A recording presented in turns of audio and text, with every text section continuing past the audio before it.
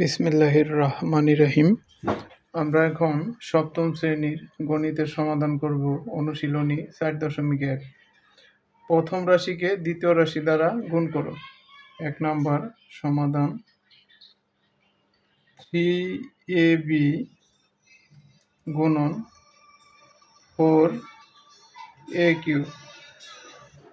Is equal two, প্রথমে আমরা কি করব, সংখ্যাগুলা আলাদাভাবে গুণ করব। 3 গুণন 4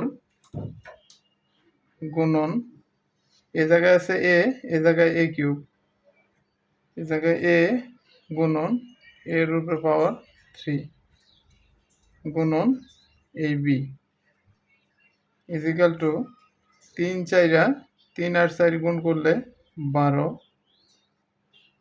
এ আর এর উপরে আছে 3। আমরা জানি পাওয়ারে সবসময় যোগ হয়। এ জায়গায় আছে 3, এই জায়গায় এর উপরে আছে 1, 3 আর 1 4, তাহলে a to the power 4 b, এটাই আনসার। তারপর আছে 2 নম্বর 5xy গুণ 6az।